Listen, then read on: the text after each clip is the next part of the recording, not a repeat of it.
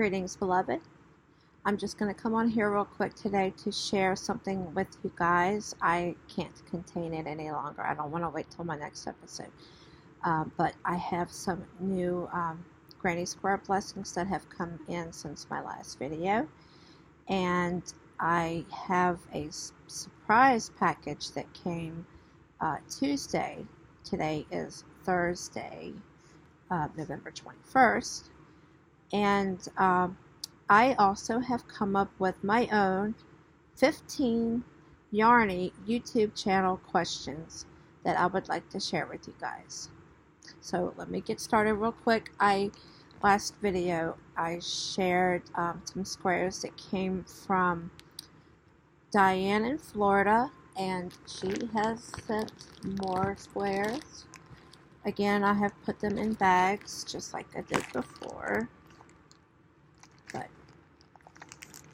here is one of those bags, and here's the rest of them. I'm getting quite a collection now, so probably this weekend, if not sooner, I'll be putting them together into a blanket. I've also gotten some squares from the very talented Miss Mary in Kansas. She is also a member of the online church. She does a lot of quilting, but she makes some amazing crochet crosses. My pastor's wife calls her Mary the Cross Lady. As you can see, there's some sparkly ones in there. Oh, so beautiful. She sent so many that I had to put them in another bag as well. Aren't they gorgeous? This has turned out to be quite the blessing. It's amazing. I also got some Tuesday, I believe it was, from Liliana in California.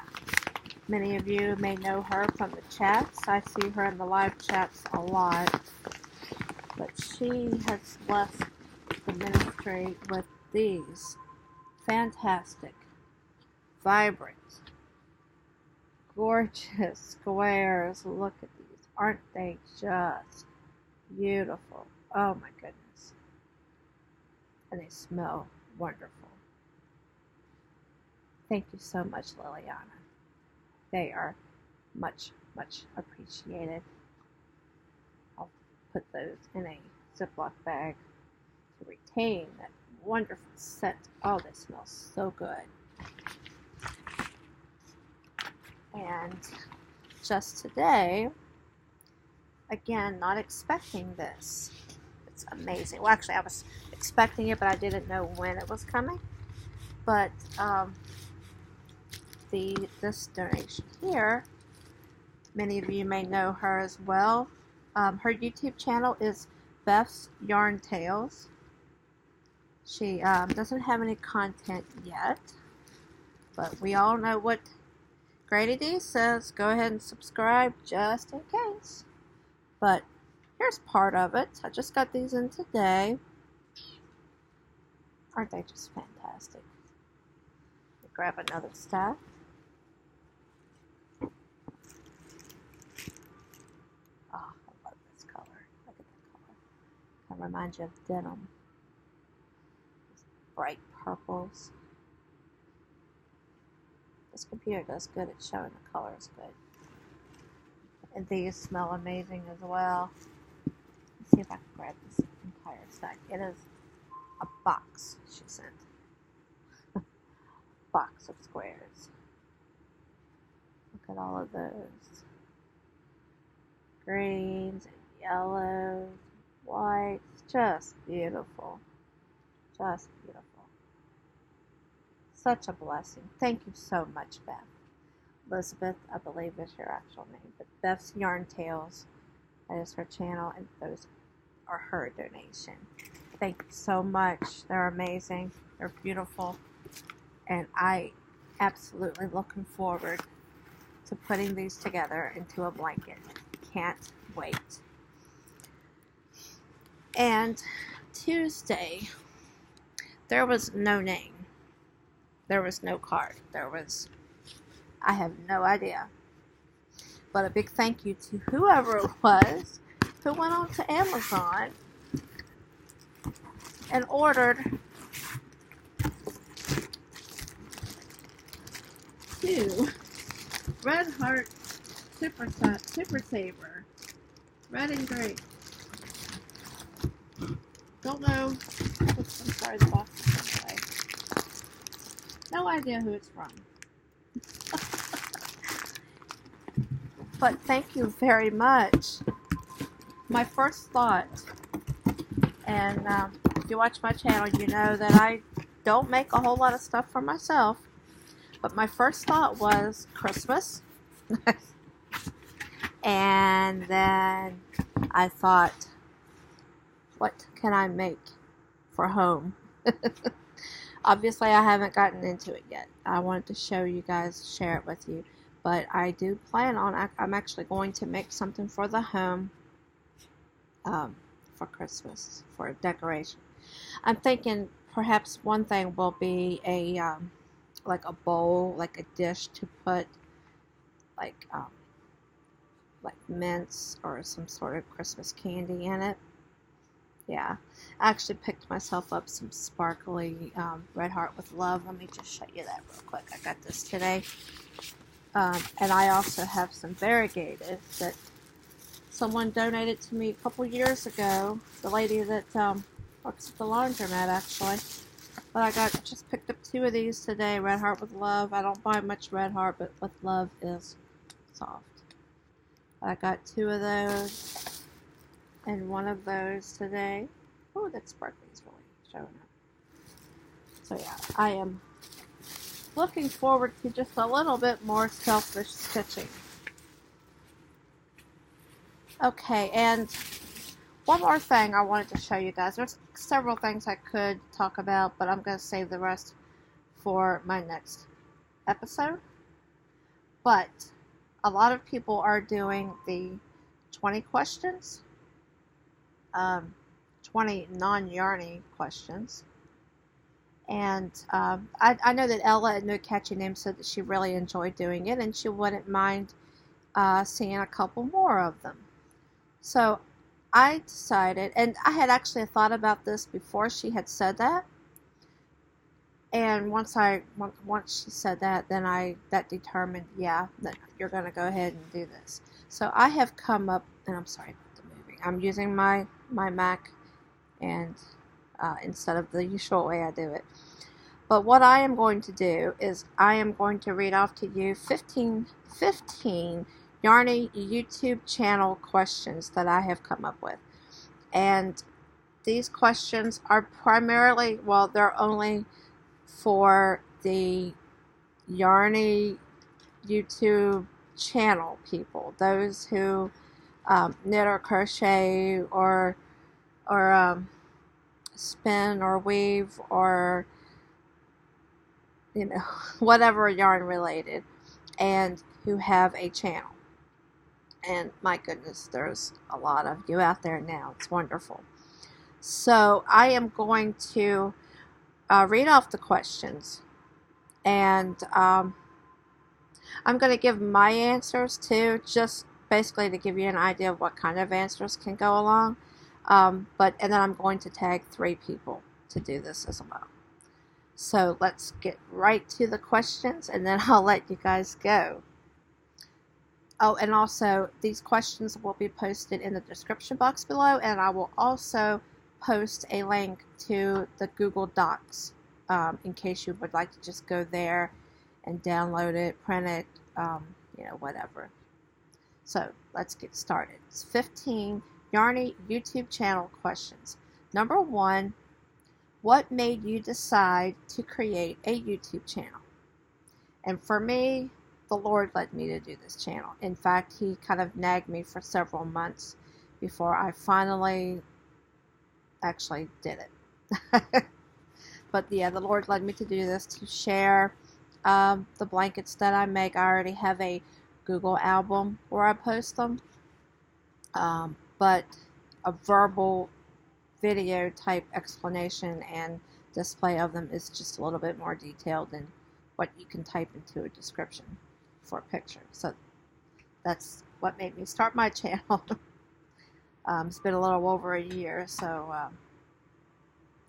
number 2, what is your, and some of these I haven't even really thought of an answer, so it's like, what is your, number 2, what is your most favorite video you've ever uploaded? And I would probably say my first one, because there was a lot of finished objects.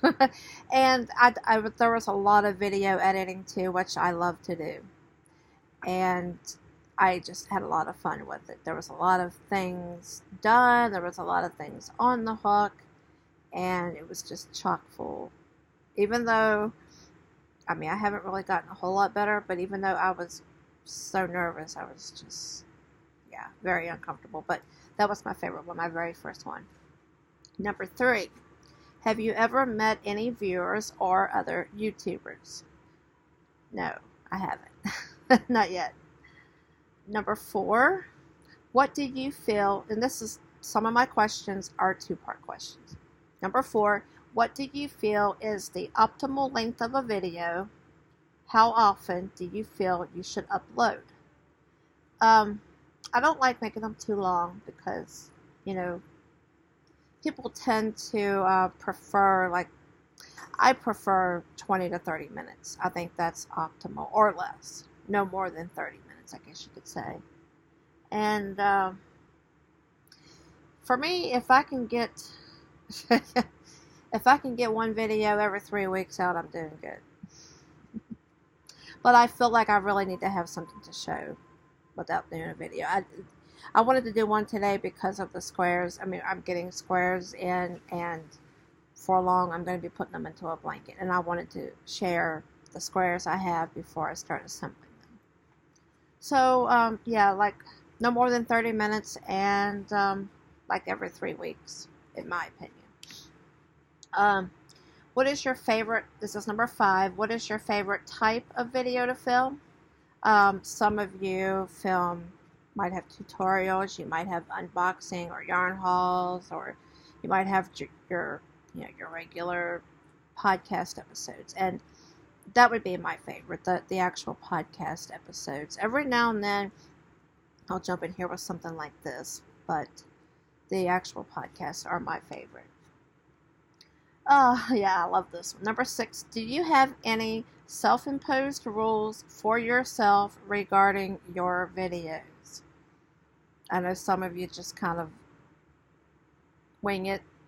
No, me, I don't always follow my rules, but I like to, like right now, I like to try to remember to look into the camera. I have a bad habit of looking elsewhere. I'm not editing today. This video is just straight up raw, but I try to not dawdle, like trail off and talk about random stuff too much. If I do, I will often edit that out. That's the first things I can think of right offhand. Yeah, I do have rules. I mean, sometimes I'll go back and watch videos and I'll come up with new rules for myself, but generally, I try to look at the camera because it looks weird. If you're looking elsewhere, people can tell. So it's best to try to look at the camera. And I guess I try not to talk too fast, but yet I don't want to go on and on about something either. So kind of find a little bit of middle ground there. Going to the next one. Number 7. How do you prepare for your next video? I have show notes. Generally, I start show notes almost as soon as I do an episode, because it's like, you know, I'll take whatever my works in progress was last episode and I'll transfer it down to the next episode, and then, you know, as I'm working on it, I can go back in and say, you know, whether it has turned into a finished object or if it's still a whip and I've made some progress. I take pictures of my whips before I film an episode so that the next episode I have a picture of where I was last episode. Makeup. Make sure everything's charged, whatever I'm using. I think that's about it. Show notes, makeup, pictures. Sometimes I'll watch my previous episode to see what I covered, where I left off, and whatnot like that. Number 8, what equipment/editing program do you use? Usually I use Corel Video Studio on my PC. Today I'm just using whatever this is. Oh, Photo Booth on my Mac. I usually use my iPhone for video, although my Galaxy 4, I think it is best for audio. It has really good audio. I usually just I want to get a mount so I can use my iPad because it does really good. Number 9, do you have a Facebook group, Instagram, Ravelry, or other? My social media I always put in my description box. I do have a Facebook page, but I don't have a Facebook group. I know a lot of you guys, YouTube channels have your own groups, and I'm a member of some of them. Number 10, have you ever done a tutorial?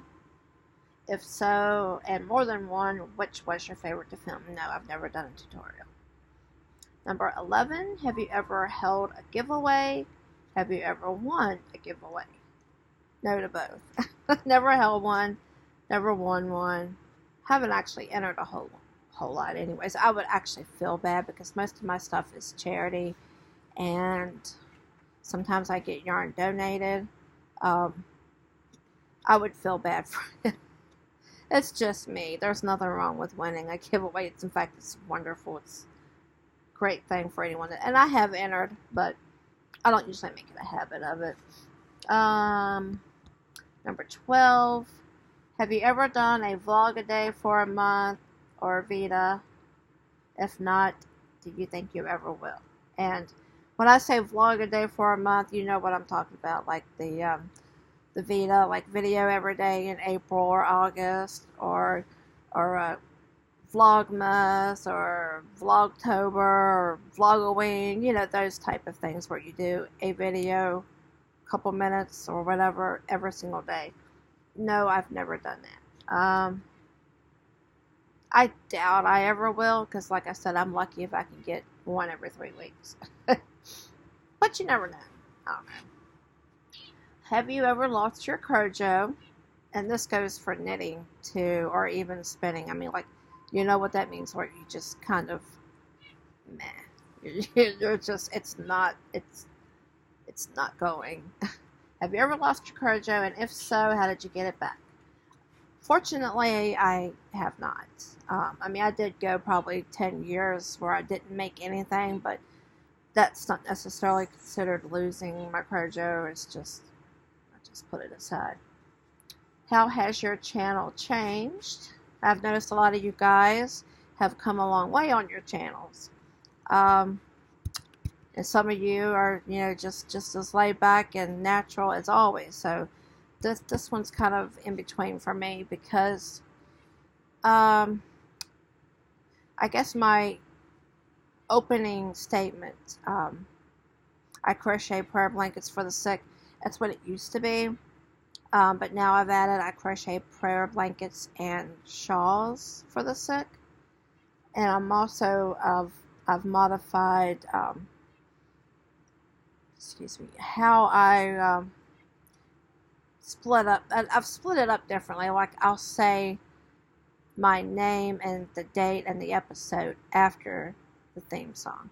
But other than that, it hasn't changed. My backdrop may have changed because of taking yarn, adding yarn. But other than that, that's it. That's all it changes so far. Number 15, the last one. I like this one. Do you have any advice for someone thinking about starting their own channel? And this one I did think about because there is a lot to think about. I mean, Some people can just jump right into it. Me, I'm a preparer. I like, knowing what I'm doing, when I'm doing it, how I'm doing it. My biggest issue, or my very first thing, of course, the Lord led me in all of this, so that took quite a burden off. But my first issue was channel name. And it's not really shocking because the Lord works in awesome ways, but He gave me the name Crocheting in Agreement based on Scripture, where two or more are gathered together in my name, there I am in the midst of them. So it's like letting the viewers know that I'm standing in agreement for their healing through Jesus Christ, and the crocheting is a tangible object to show the connection between my faith and their faith, and both of us and whoever else touches it and prays over it, agreeing that they will be healed. So that was the biggest thing, was coming up with a channel name. So my first thing was I started searching. I searched on YouTube. I Googled it to make sure that nobody else had that name. I know there's a lot of channels out there that have very similar names. That would probably be my biggest piece of advice for anyone starting a channel. If you're not going to go by your own name, look up the name that you choose, to make sure that there's no other channels but that exact name. Other than that, it's pretty much however you feel. I mean, my personal conviction, I like editing. So the second thing I did after I had my name was I started making graphics. I started making the theme song, I guess you could say. I actually made that on GarageBand, for copyright, because you could use whatever's out there, but I just simply, and I do plan on kind of dressing it up a little bit at some point, but for right now it's sufficient. But yeah, I think that's pretty much all the advice I can give, other than just go for it. Just go for it. It's a lot of fun. Okay, so those are the 15 Yarny YouTube channel questions. And since Ella at No Catchy Name loves doing this, you're going to be one of the 3 I'm going to tag. I'm also going to tag Granny D at Knit Pearl and Squirrel. And I'm also going to tag, I'm going to tag Petra at Petra's Happy Place. You guys, if you don't want to do it, I understand. I completely understand. But that's my challenge to you. And I hope you guys have a wonderful day and a wonderful weekend coming up. And God bless you all. Goodbye.